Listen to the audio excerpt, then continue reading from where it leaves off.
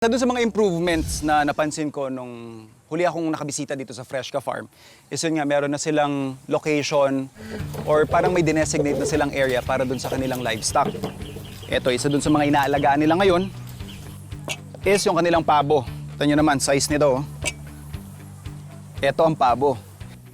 Kapag makikita mo yung mga ganyang taba, which is perfect para dun sa pagbibuild natin ng flavor. So, medyo, tansya ko, may edad na rin itong pabo na to. Cooking technique na i-apply natin sa kanya is something na masaselebrate pa rin natin yung linamnam ng ating pabo.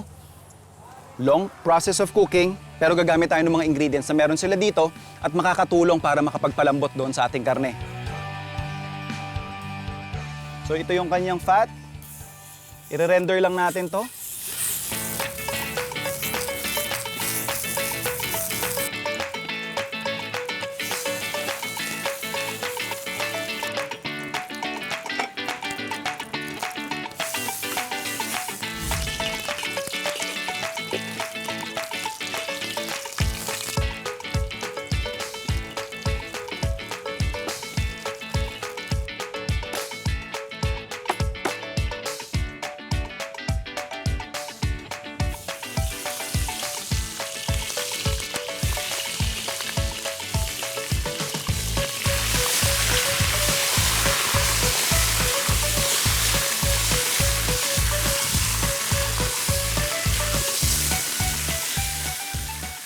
Para lang mas ma-enhance yung flavor ng ating gigantic pabo, hiwa lang tayo ng mga aromatics gaya ng luya, sibuyas, tsaka bawang.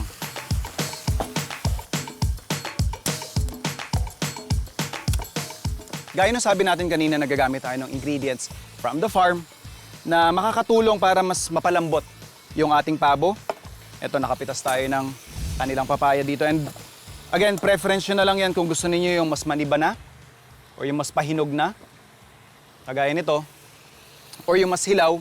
Basically, same ingredients pero may dinadala rin kasi silang ibang karakteristik dun sa dish natin. So kung pwede, pag-combine ninyo para manamis-namis yung timpla and yung pampalambot na part. As we know, yung papaya nga natin has a component na nagpapatenderize doon sa protein natin, which is in this case, yung ating pabo.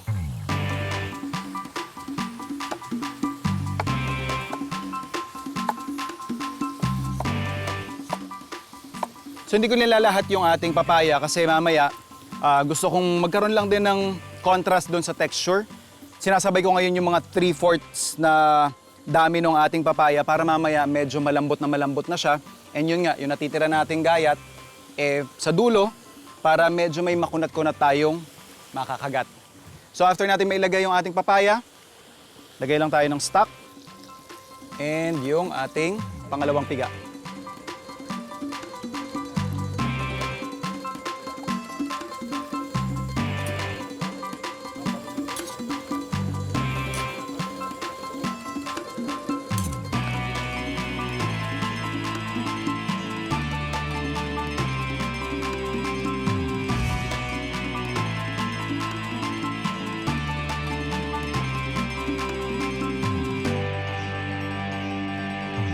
So, more than 3 hours na nating pinalalambot yung ating pabo. And gaya nga nung sinabi natin kanina, just for contrast lang ng flavor na hindi lahat ng papaya natin sa loob durog. Ito, last part ng cooking process natin ilalagay yung natitira nating papaya.